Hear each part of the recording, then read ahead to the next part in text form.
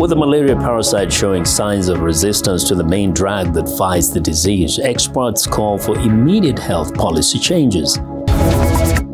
Aimed at empowering smallholder farmers to achieve food security and economic growth, 500 fertilizer trucks make their way to Kaduna State.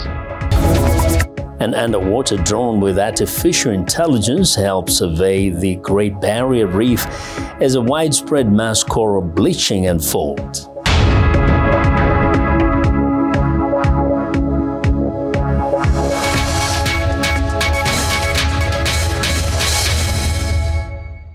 Hello, and thanks for tuning into the show that goes around the continent to bring you stories near and far. I'm Joke Rogers at Channels Television here in Lagos, and I'm joined by Vincent McCory from the Voice of America in Washington, D.C.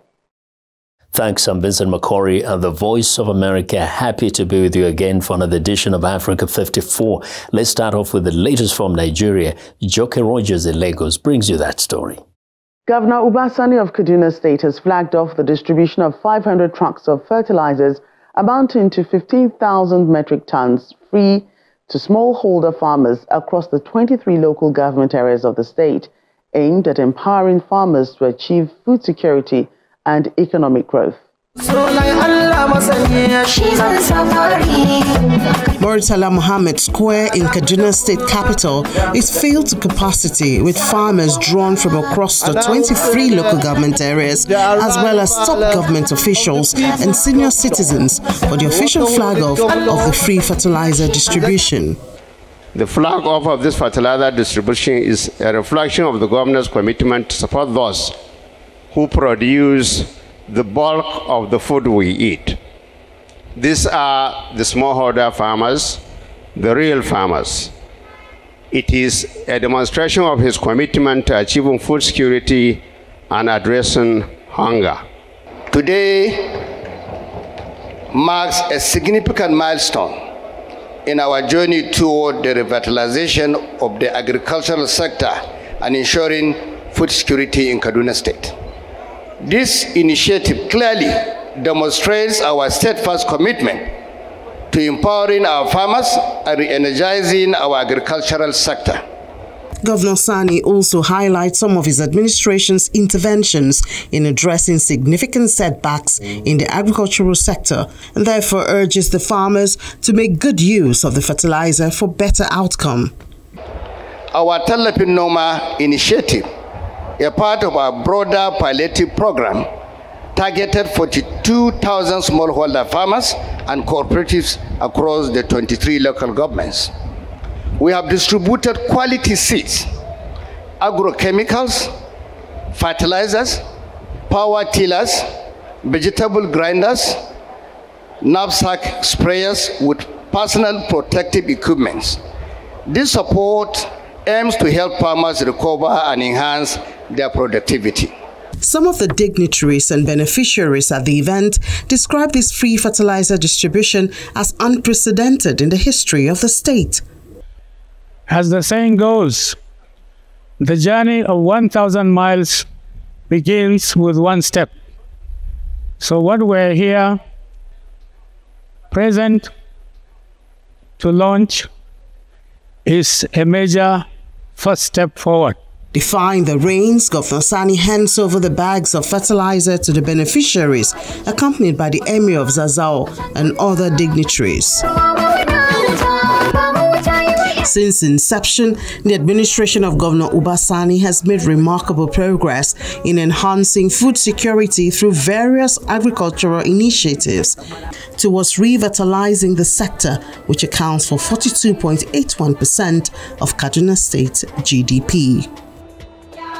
Joining us to discuss the Kaduna State government's efforts to achieve food security and economic growth is the National President, National Ginger Association of Nigeria, Gagari Madaki. You're welcome to the program. Thank you very much. Right, so what do you make of this latest measure by the Kaduna State government to ensure that fertilizers, get to farmers to ensure food security in the state, and I'm sure by extension the rest of the country, because there are peculiarities that Kaduna State has when it comes to farming as well. Yes, well, what I know the governor has done so far has been good. I know he has set up an 18-man committee, and they are to work out the modalities. They are to ensure that this fertilizer, they have flagged it up, but they have not actually started handing it over. They're in the process of delivering it to about 69 redemption centers around the 23 local governments. They have set up committees at the wards, and I think the 18-man panel has the state chairman for the All Farmers Association, has some state cabinet members, has some lead farmers who are on it. So I think he's doing a very good job in ensuring that the thing reaches the people. That's what we can say for now. Yes. Right. And do you know the intended beneficiaries? What kind of crops are they meant for? 15,000 tons is a lot. Well, you want me to be very honest, a lot of those crops, apart from maize farmers. Now, you see, maize has 2 farming circles in the 90 days to 120 days of rain. There are 2 farming circles. You can farm maize the first 90 days, or the first 45 days, and you can farm it another 45 days. So, maize are the only one that can benefit directly. Now, however, you have some that would start just after the rain, beans, sorghum. But the truth that a lot of those fertilizer, I'll be honest with you, a lot of them is going to be kept for either irrigation farming or farming next year. That's the truth. The desired result of seeing that by the end of this harvest, there's a bumper harvest, they're not going to see that. But it should have been here much earlier. Now, if this is going to continue every year, I honestly, I don't know. I can't speak for that. But if it is, it would be very impactful. There are quite a number of crops that would grow, and indeed, that also with what I've seen the soldiers now doing, which is going into the bushes to ensure that they provide security for farmers. You do a combination of both, I think there will be a bit of a bumper harvest. Right, and you're in the ginger value chain. Is there any fertilizer or any support for those in your area of specialization, if I can put it that way? No, unfortunately, if some of those committees they have in the ward, if they give it to ginger farmers, frankly speaking, those ginger farmers can only use it next year. You see, the truth is that the first 1.6 billion that the government gave, the distribution of that was poorly handled. They said they wanted to give the most affected, that means the most affected ginger. But most affected farmers are people with less than 0.1 hectares, 0.50 hectares. But I have a case of people I know who got a text message to come and collect fertilizer. They didn't hear him to collect fertilizer. They gave him 1 bag. He was on his way going home. He saw somebody following behind and he said, oh, sorry, we're supposed to share that bag. So for that ginger, and they were not supposed to plant ginger, they were to plant other crops. So government did not pay attention to ginger this year. They didn't give a dime for ginger. They gave money for ginger farmers to do mixed cropping. We disagree with that. But they said they are hoping that by next year, they would get the seedlings or the rhizomes from the farmers. And I asked them, you have not invested. Where are you getting the rhizomes from? And what kind of ways do you think the government can support, all farmers beyond just, giving out fertilizers to them? The truth is this, we have to ask ourselves, what do we want to achieve? Do we want to empower, or is it food security? Food security means you are producing food sustainably and it is affordable. To do that, you need to up the ante and ensure that you produce or introduce mechanized farming. You have to segment the market. You produce those for empowerment, and then you now produce those that would fill up your silos with what comes from the farm. You need to segment it. That's the only way you can achieve true food security. Right. We must thank you for your time today. I've been speaking to Yagarin Madaki, National President, National Ginger Association of Nigeria. Thank you for your time on the program. Thank you, Joke. We want to know what you think about Africa 54 and the stories we cover. Join the conversation on Facebook. The address is Africa 54, and check out our headlines 24/7 on voaafrica.com. After the break, as the Malawian government shifts away from tobacco cultivation, some farmers face challenges due to a lack of markets for other crops.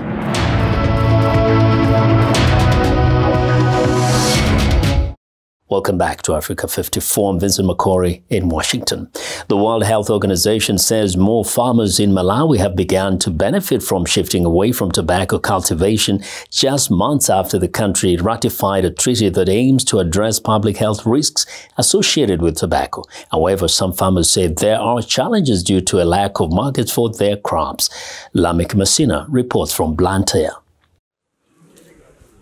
Myriad Ndege, a farmer in Machinga district in southern Malawi, is now growing millet, soybeans and maize after growing tobacco for 25 years. Low prices coupled with what she calls unfair tobacco buying practices at the market are among the reasons she switched 3 years ago. Farmers do not have a say on prices offered at auction floors. Sometimes the buyers would even reject tobacco bales. When this happens, I would start borrowing money to pay for transport I used to carry the bills to the auction floors. Besides growing crops, Ndege also rears goats, doves, chickens, ducks and peacocks she uses as manure to mitigate the impact of the recent rise in fertilizer prices. From the time I stopped growing tobacco, my life has changed. For example, last year, I was able to buy a motorbike and a motorcycle, and now I am able to pay school fees for my children who are in secondary schools. Tobacco has long been a main foreign exchange earner in Malawi, amassing over 50% of the country's export earnings. It has also been the main source of income for many farmers in Malawi. I have been benefiting a lot from tobacco farming, and I have no plans to quit farming because tobacco is the only source of income. However, the WHO anti-smoking campaign says tobacco farming poses severe public risks to farmers who may absorb nicotine equivalent to smoking 50 cigarettes a day.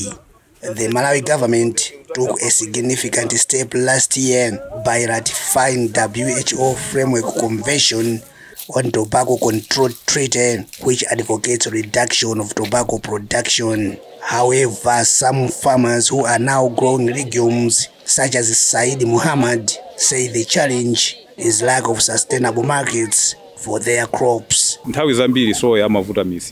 becomes difficult to find a market for soybeans in our area. As a result, we don't get enough revenue, but we find relief in groundnuts, which are fetching better prices, unlike tobacco, whose prices are unpredictable. Agriculture experts say there is hope for these farmers, citing the recent announcement by a local manufacturing company to establish a soybean oil extracting industry in Malawi in the next 6 months. Definitely, we understand that that industry has potential to absorb over 150,000 metric tons of soya. So we believe when it comes to a ready market for soya, then definitely that market will be there. Chimwaza also says farmers like Ndege are poised to realize more revenue from their harvest following a recent launch of a soybean exports to China, which saw a local company sending a 240 metric ton trial consignment to China in May. Lamek Messina, VOA News, Blantyre. A Nigerian artist, Patrick Ebube, is using discarded electronics to create art figures, thereby ridding the environment of toxic waste in Oyo State, southwest Nigeria. In Ibadan, Nigerian artist Patrick Chidebube is demonstrating his professional skills by breathing life into discarded electronic materials, transforming them into stunning cyberpunk sculptures.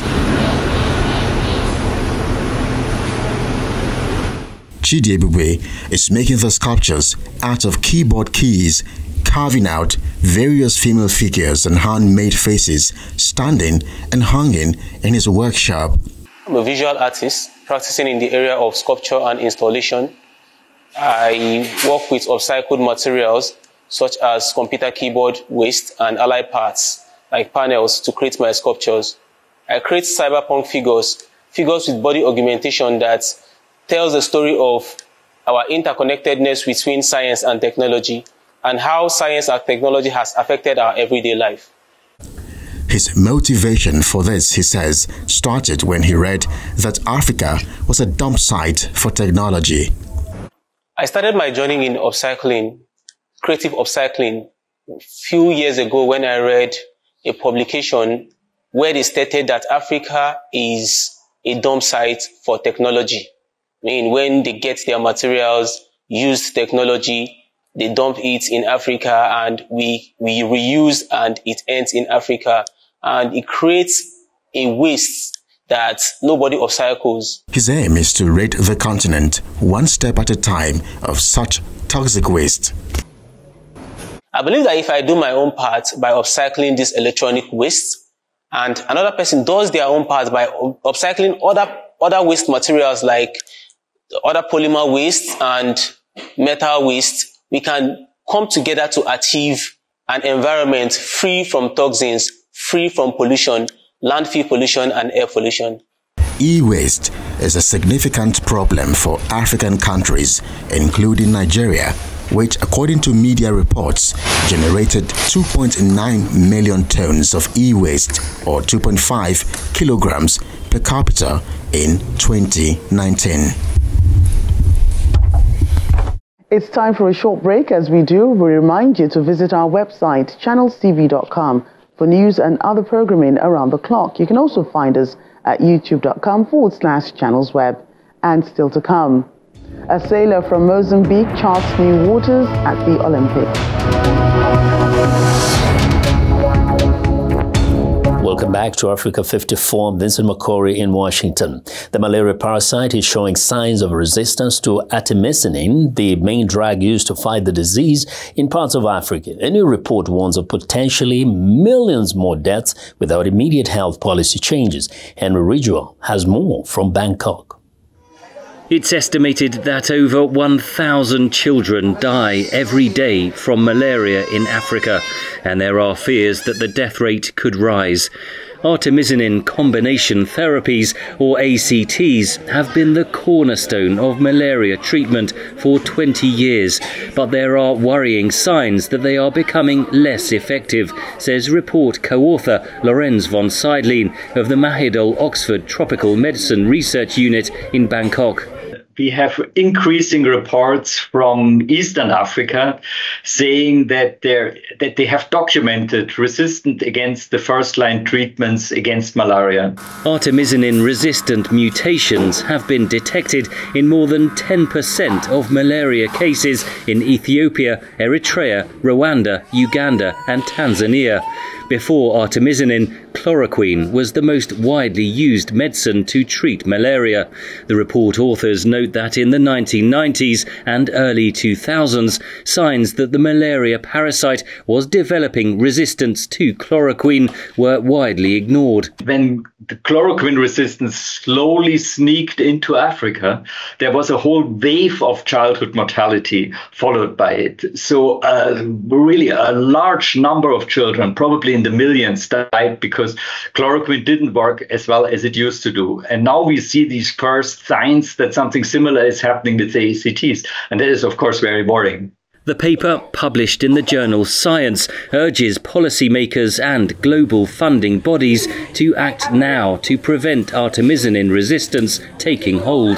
Their recommendations include combining artemisinin drugs with other medicines in so-called triple artemisinin combination therapies, the rollout of new, more effective insecticides and mosquito nets, better training of community health workers, the rapid deployment of new malaria vaccines and better monitoring. Von Seidlin says many of these methods have been used to halt the spread of artemisinin resistance in Southeast Asia over the past decade. Ultimately, there was an understanding that this could be a major health emergency globally. And so there were a lot of investments from funders from high-income countries towards these countries in the Greater Mekong sub-region to stop the spread of artemisinin-resistant parasites. Scientists say that sense of urgency must now be applied to tackling artemisinin resistance in Africa. Henry Ridgewell, VOA News, Bangkok. A sailor from Mozambique is charting new waters for Africa. As a child, Daisy Nakile has had the passion of traveling the seas. Well, she was at the just concluded Olympics in Paris, where she hoped to make all Africans and black women proud.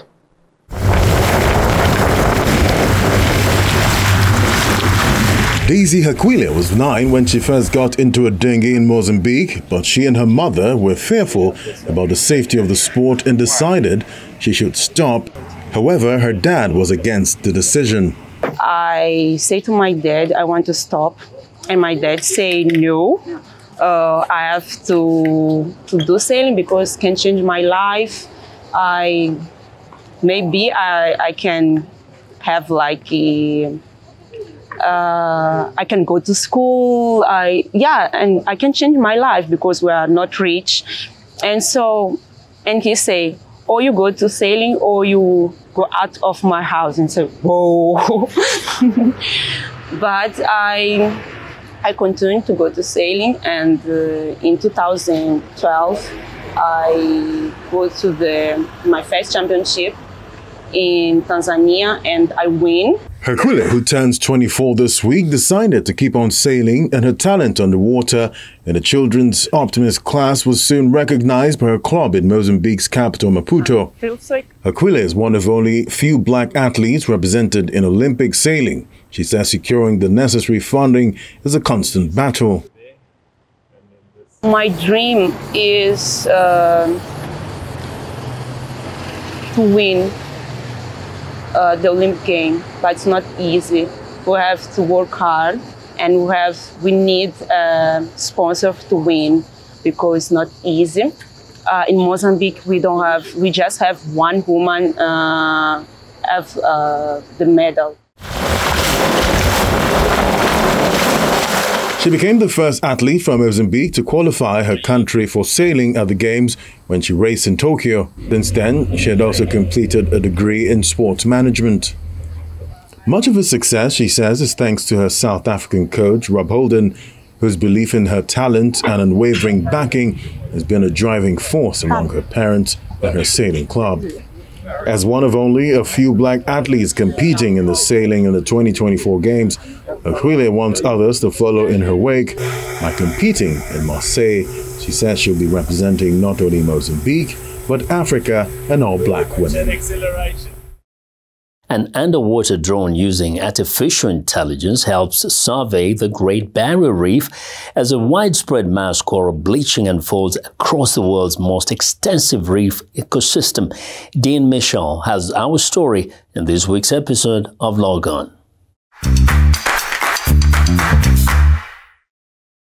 This underwater drone, called Hydrus, is using artificial intelligence to study coral reefs. Australia's Great Barrier Reef has been hit by a major coral bleaching event, triggered by warmer ocean waters. Now, with the help of Hydrus, marine scientists are working toward more accurate and more regular surveys to better understand the impact of climate change. Dive teams can only see so much and go so far, and that's where we've had to augment our survey methods to include the use of robotics, just to enable us to scale, to go deeper, to operate in areas where predators like crocodiles and bull sharks and jellyfish, now routinely reside. Hydrus operates fully autonomously with a range of more than 8 kilometers over 3 hours. It can go as deep as 10,000 feet and captures video with a high-resolution 4K camera. The drone has forward-facing sonar and AI-powered navigation. We're working on coral mapping with the Australian Institute of Marine Science, and what they're trying to do is map areas of coral to detect change within those areas, which they can then use to extrapolate and model the entire reef. One of the benefits of having a robotic system is that it goes back to that same location every single time, and it takes the same photo from the same orientation every single time, which is really, really difficult to achieve with a human diver. The Great Barrier Reef has seen 6 localized bleaching events since 1998. Bleached coral can recover if water's cool, but if ocean temperatures remain high for longer periods, it will die. Oceanographers tie this mass bleaching event to climate change. Dina Mitchell, VOA News. Well, and that's our show for today. You can find all the continent's top news and world news online at voaafrica.com. Check it out. I'm Vincent McCory in Washington. Channels Television has our last word. We look forward to bringing you another show next week. To remember that channelstv.com is your source for news and other programming. I'm Joker Rogers. Thanks for watching and goodbye.